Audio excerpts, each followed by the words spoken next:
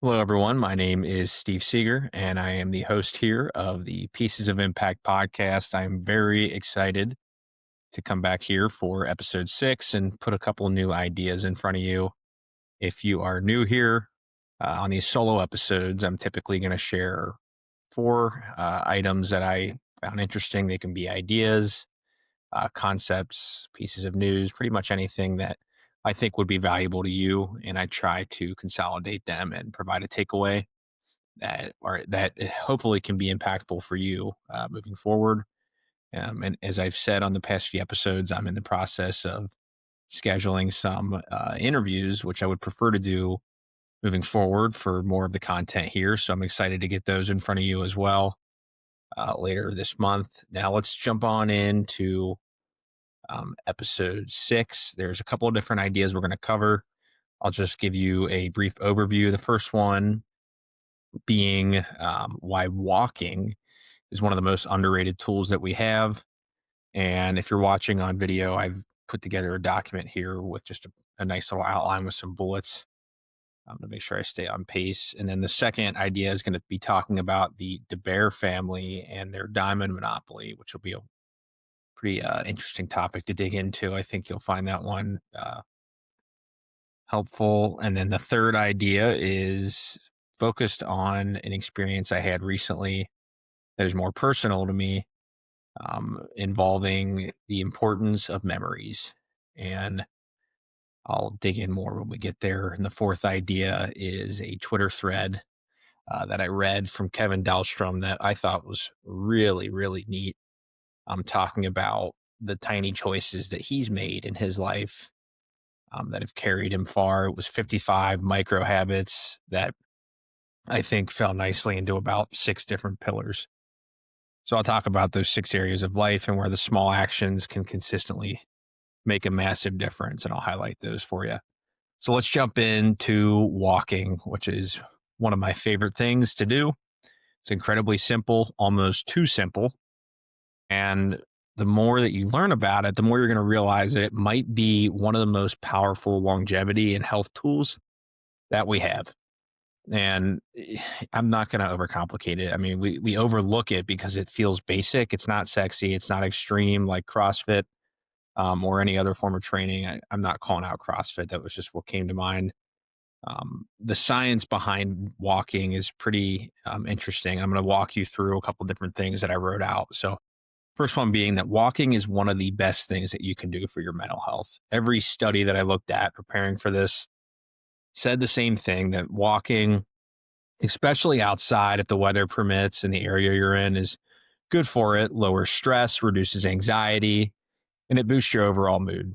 There was a Stanford study that's about 10 years old now, so it's a little older, that said that walking can increase creative thinking by up to 60% compared to sitting. So I recently bought a walking pad to use on my desk here at home, and I swear by it. I think that it makes an incredible impact. Now, it's hard to do task on a computer while walking. But I will say I've been intentional about going outside, not listening to anything in my headphones, not even wearing headphones, and taking a few minutes each day just to walk.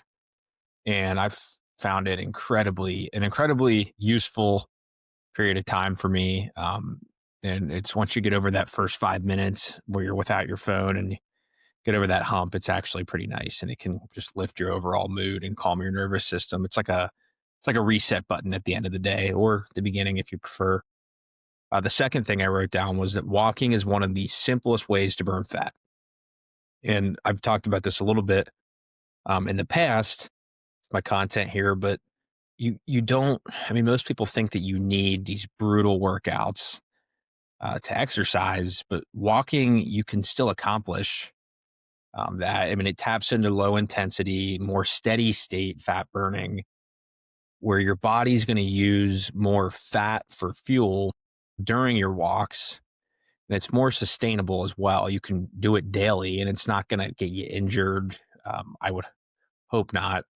And you can do it while maybe listening to a podcast or listening to a book. And you can do it with other things, which I like. I mean, maybe you even listen to this podcast while you're walking. I'm kidding, but seriously, walking it also improves insulin sensitivity too, which is pretty cool. It helps your body handle carbs and sugar better, which is plays a major role in fat loss. The third bullet I wrote down was that walking after meals is a game changer. It's helpful for digestion and blood sugar. I swear by it. Every night after I eat dinner, I will walk for just a few minutes, whether it's outside, if it's warm, or if it's cold, I'll hop on the treadmill or just walk around my house and try to knock some chores out. And that 10 to 15-minute period has a direct impact on your blood sugar. It can lower the blood sugar spikes that you would have. It improves your digestion.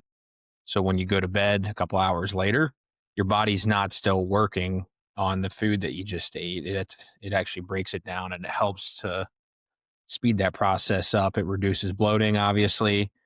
It moves food through your system faster. And again, I mean, it's just a pretty powerful tool post meal. There was a couple statistics that I wrote down too.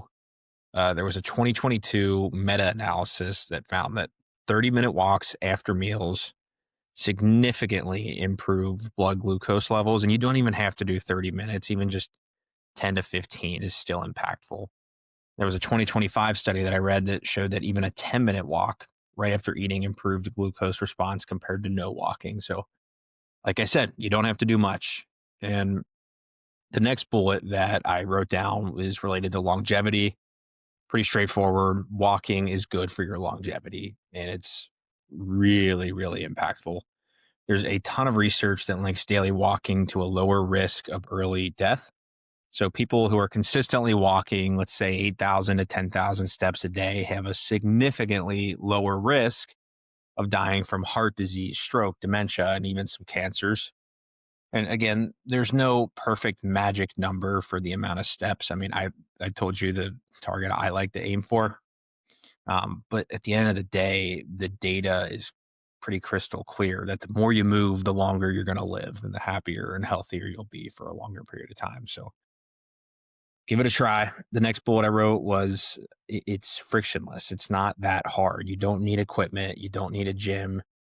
You just need to put some shoes on, maybe.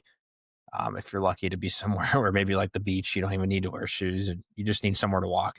You don't need a lot to bring to the table. So because it's low intensity, it's also not going to spike your cortisol or your hunger in a way that the harder workouts usually do. So it fits into your life instead of fighting against it, I think, in a really pretty meaningful way. So takeaway, walking is one of the ultimate life cheat codes. It's simple, it's free, and it overall is one of those easy decisions that have a pretty big return if you do it long enough.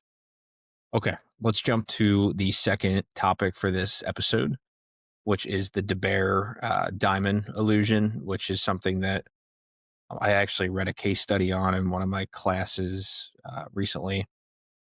And it's kind of one of those things that once you learn it and you hear about it, you can't unhear it and you can't forget it.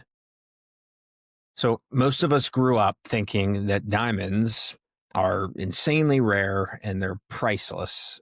And that's true to a certain degree, but they're the symbol of love, the thing that you have to buy, I guess, if you're serious about someone, is what you'll hear. But the wild part is that they're only rare because there was one company that made them rare, and that was the De Beer family and their holdings. They basically controlled the entire diamond supply for decades. And at one point, they had close to 90% of it. And so what they did was, instead of selling everything that they mined, they would hold on to tons of diamonds in vaults, and then they would release them slowly to keep the prices high. So the scarcity there was actually manufactured. And the crazier part is not the supply, but it was the marketing strategy that they used and how brilliant it was. I mean, there was the slogan "A diamond is forever." That wasn't something that was a tradition for many years before that. That was new, and it worked well, and it became part of our culture. Um, But before that, diamond engagement rings were not the norm, I guess. And the Bears weren't just selling diamonds at the end of the day. They were selling an emotional meaning behind them. And they've done a pretty good job of that. And their monopoly today is not nearly what it once was. And lab grown diamonds are becoming more and more prominent. The mystique around the natural stones is seeming to fade a little bit. And I think it's possibly because more people are starting to question kind of the whole thing. But I want to say this clearly because I do actually see both sides of this. I mean, I understand why diamonds are still meaningful. I really do. And I think that there's something special about giving someone a diamond that represents that commitment and love that you have for them. And even if the scarcity was engineered, the meaning that we've all attached to diamonds is real. And humans assign meaning to symbols. I think that's just a part of who we are. And I don't think there's anything wrong with that. So this isn't like an anti-diamond segment or message here that I'm trying to convey. It's not me saying don't buy a ring or that you're getting scammed if you do. It's more like just understand the story behind the story, because this is one of those reminders that a lot of the truths that you grew up with, whatever it's a part of, was possibly created by someone with an incentive. And sometimes we just accept things without ever questioning them. So I guess my takeaway here is don't automatically buy into what society's going to tell you is value. Actually take the time to define value for yourself, whether that's a diamond, a career path, a lifestyle, or anything else that you're doing.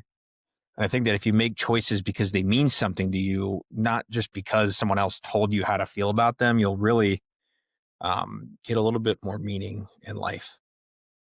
All right. The third segment for this episode is a little more deep and more personal. A few weeks ago, someone close to me and my family passed away, and the funeral was really tough. And what stayed with me um, was what happened afterwards for it. So all of us, our family and close friends, we sat around after the service for a couple of hours, and we just talked. And the thing that I noticed was we didn't talk about achievements, money, or anything material. Every single story that someone got up to share was about a memory or a moment that they had with him. It was my uncle. And it was about the times that he made them laugh, the little funny habits he might have had, or the way he showed up for people, the energy he brought to the room, the way he made people feel. It was the memories that he created for people without even knowing he was creating them. And as I listened to a lot of the stories, it hit me that when someone's life is being remembered, the only thing that really matters is the acquisition of those memories that they had in their lifetime and the way that they made others feel. Not the things they own, not the titles they had, not the numbers on a paycheck, but the way, again, that they made people feel and the time that they gave, the experiences that they created for others. My uncle was really good at that. Yes, it's important um, to grind or whatever in life and have a purpose. But I think the meaning of being there for others and creating those memories. I mean, I already said it, but life is about the acquisition of memories, and you can't take anything with you, but you do leave something behind, and it is those memories that the people carry forward because of you. So I don't want to dig super deeply here, but Uncle Tom, I'm thinking about you.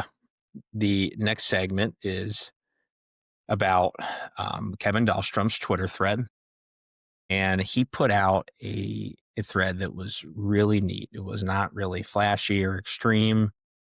It was about these tiny choices that it's really the kind that some people overlook that really end up shaping your life. They're not big breakthroughs. They're not big goals. They're just tiny daily decisions that quietly compound over many years. And what I loved about the thread is that all 55 of the micro habits that he had, and I mentioned this earlier, kind of fell into 6 pillars.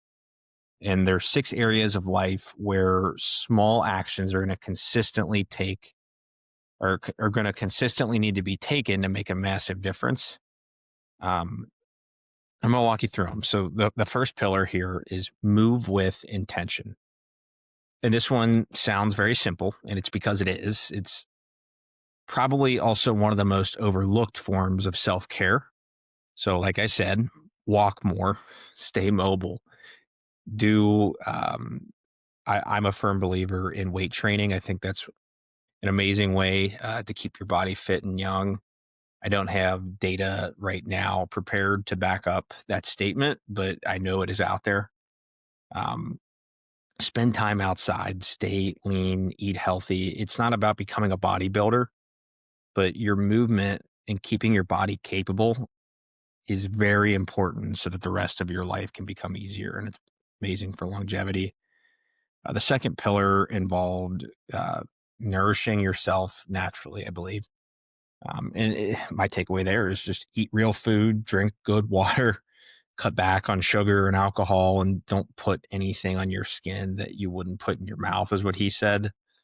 Um, I, I don't know about that one. I would have a hard time. But anyway, the pillar is basically saying that treat your body like something you plan to use for the next 70 years. And I can agree with that.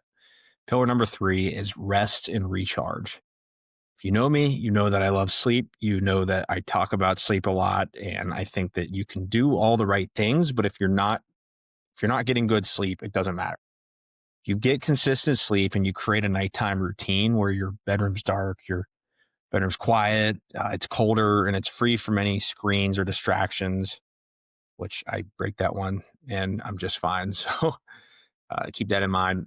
At the end of the day, that moves the needle very far, and it doesn't seem like it until you actually try it. Another thing too that he says is when you're resting and recharging, he said that building a morning that actually sets you up to win is very important. So don't just start your morning off with a panic where you get caffeine in you as quickly as possible and let the chaos into your life. If you set aside, I mean, if it means getting up earlier, just give it a try. It's extremely helpful. I mean, if you let stress find you, it will. But if you're deliberate about blocking it out when you wake up, so maybe don't look at your phone the first 5 minutes out of bed and immediately get hit with that wave of emails, texts, anything that happened uh, during the evening. I like to go out and run or do my pretty much any form of workout I like to do before really digging into any work. And I've just found that I stay ahead of my day, and anything uh, that faces me that day, I know I can handle because I already had handled the hardest part of my day. So the next pillar is cultivate mind and spirit. And this is a little more of a mystical, I guess, um, pillar here, but he talks about letting go of resentment. And he also added how it's pretty freeing when you do this. You stop feeling hate. It's easy to get upset, but he talked about staying curious too. And it's something that keeps you young. When you lean into things that interest you, it's how you find purpose and passion in life. And maybe you'll find a maybe even like a new career or passion or purpose or something that's very interesting to you. He talked about writing every day. That's another thing that I thought was pretty cool. Said that it sharpens your thinking. I've recently tried journaling this year, and I've been doing it now for a little over a year. I don't do it every day. I try to do it like weekly because it takes a good bit of time to sit down and actually have, I guess, a meaningful entry for me. But it's different for everyone, and I find it useful. He also, in this pillar of mind and spirit, talks about traveling and reading and exploring, which I think is very important. And it's something that I have not been as good at. And I'm trying to be more intentional about. He also says that if you find a hobby that forces you to grow, whether it's something with depth, something that is hard for you, but you feel good about after you do. And maybe that's something is also you lose track of time when you're doing it. That's when you find something very powerful. So he challenges you in this thread to try to find that hobby. So this part this pillar is all about feeding the parts of you that maybe don't show up on a resume, but are extremely important. Pillar number 5 is design your life and your finances.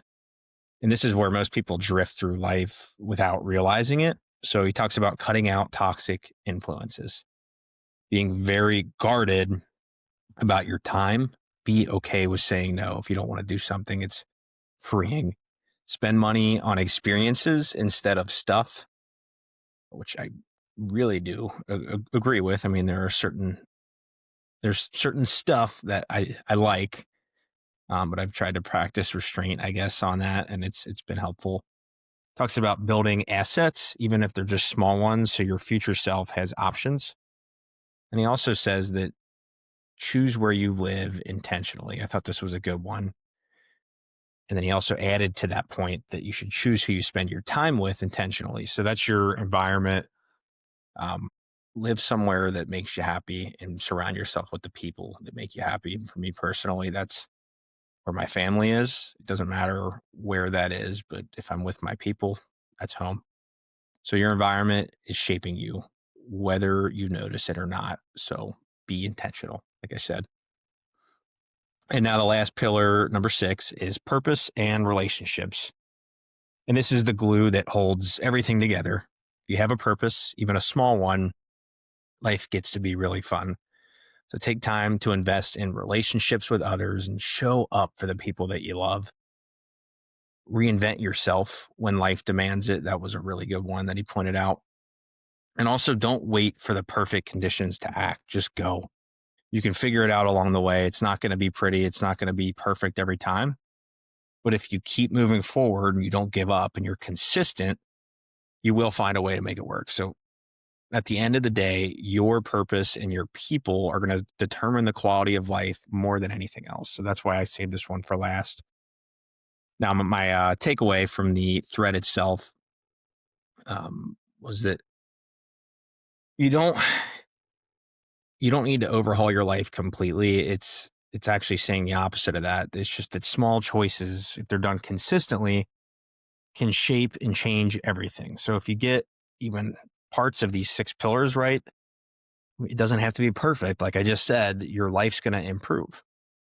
It's not about the extremes and taking massive action over a couple of weeks. It's just about being intentional and finding habits that are sustainable that you can do for a long period of time. So don't burn yourself out. Even if it's just a few of these on here, find them. If they're interesting to you, add them to your routine. And it's kind of like a snowball. The more you're doing these little bits of good and you feel that progress start, you get kind of addicted to it and you'll keep doing more and more. So that wraps up segment number 4. And that also is going to wrap our episode. And just to recap here, we covered the importance and benefits of walking. We looked also at the DeBear family and their diamond illusion, I guess we'll call it. The third one was talking about the meaning that we leave behind in our memories. And the fourth segment just now covered the Twitter thread that Kevin Dahlstrom put together with 55 small habits in life that we consolidated here into 6 pillars. I hope you found this episode useful. And again, I'm working to get some interviews out here in the next couple of weeks, and I'm really excited for that. And I'm looking forward to sharing this with you. So see you soon.